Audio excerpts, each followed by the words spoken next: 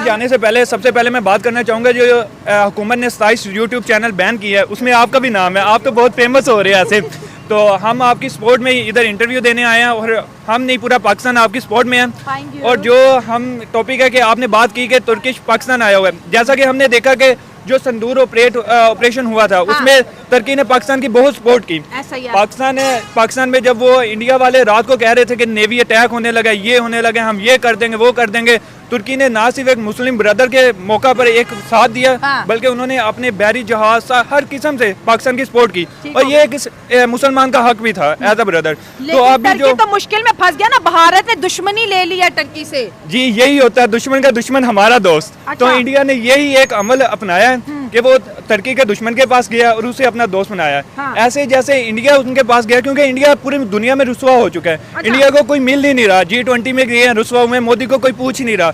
पाकिस्तान की फौज ने क्या कमाल की तो कह रहे हमारे नरेंद्र मोदी ने झंडे गाड़ दिए कामयाबियों के। जी ये तो इंडिया वाले कहेंगे, जैसे इंडिया वालों ने चीचावती का एयरपोर्ट उड़ा दिया, जैसे लाहौर में आगे बैरी जहाज पे कब्जा कर लिया, वैसे इंडिया की मीडिया फेक है।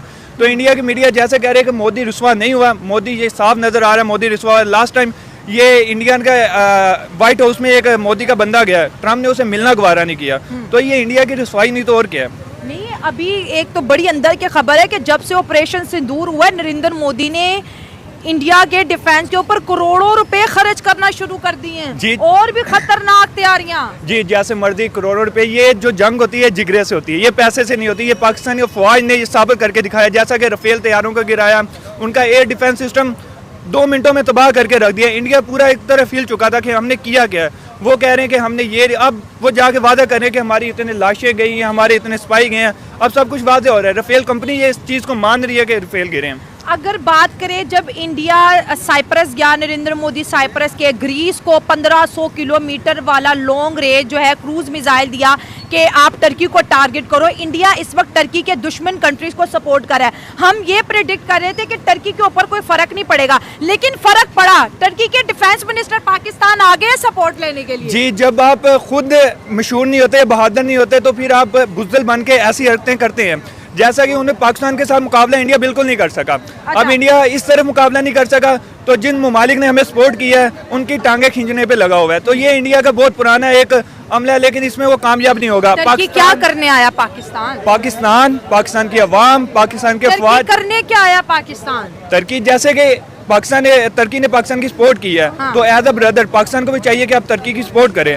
उन्हें जो भी उनके मदद चाहिए उन्हें करे एज अ ब्रदर ममालिक। और हम एटमी पावर हैं, ये ना भूलें, इस्लामी पावर में हम ही एटमी पावर हैं। आप देख लें तुर्की ये OIC का भी एक फाल रुकन है। उसके अलावा उसने पाकिस्तान के बहुत से मौक़ों पर मदद की है। तो इससे प्रेशर जा रहा है इंडिया पर, बहुत ज़्यादा प्रेशर जा रहा है, क्योंकि उसने बहुत से मौक़ों पर पाकिस्तान की मदद की है। मतलब टर्की अगर पाकिस्तान के साथ खड़ा है तो प्रेशर इंडिया पे जा रहा है। बिल्कुल जा रहा है, क्योंकि एक वो पावरफुल कंट्री है और उसने बहुत से मामलात में पाकिस्तान की मदद की है। कश्मीर के मामले में हमेशा मदद करता है। जी एक मुस्लिम मुल्क है, जिस तरह चाइना हमारी मदद करता है इस तरह तुर्की भी हमारी बहुत से मौक़ों पर मदद करता है। सऊदी अरब से ज़्यादा उसने हमारी मदद की है।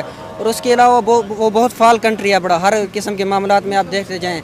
इसलिए एक आप अगर असले के लिहाज से देख लें तो एक पावरफुल कंट्री है और इकानमी के लिहाज से भी वो बहुत बेटर है। इसलिए इंडिया का उस पर बहुत ज़्यादा प्रेशर जा रहा है। उसने बहुत से ऐसे आप, लेकिन हमें तो ऐसे लग रहा है कि इंडिया जिस तरह ग्रीस जा रहा है, जिस तरह साइप्रस जा रहा है, हमें लगता है कि इंडिया की कंपेनी की वजह से टर्की के ऊपर भी प्रेशर आया है। बिल्कुल आया है। मिसाल के तौर पर आप सफारती ताल्लुकात देख लेना, अगर हम किसी मुल्क के साथ अपना राब्ता बंद करेंगे तो बहुत से मामलात पर हमें नुकसान होगा।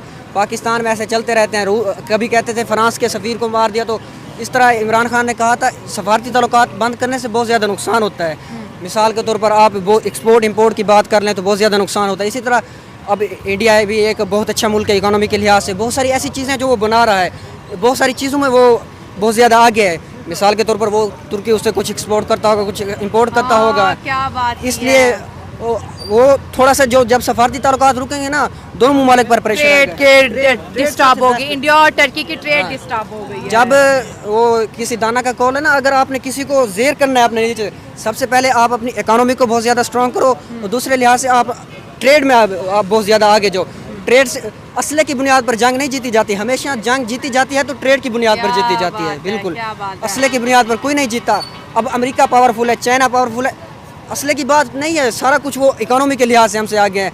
अब आप इसराइल की बात कर रहे हैं तो कितना सा मुल्क है, छोटा सा मुल्क है, ये कितना बड़ा होगा, लेकिन 1 करोड़ से भी कम पॉपुलेशन है। टेक्नोलॉजी के लिहाज से बहुत बड़ा मुल्क है। किसी मुल्क की जरूरत नहीं होती कि उससे पंगा ले सके। रिटार्ड सिस्टम उनका है, उनका डिफेंस इतना मजबूत है कि वो सैटेलाइट बंद कर दे तो कोई उन पर हमला कर ही नहीं सकता। क्या इसी तरह जो इंडिया है वो भी इकोनॉमी के लिहाज से बहुत ज़्यादा स्ट्रॉन्ग है अगर देखा जाए तो।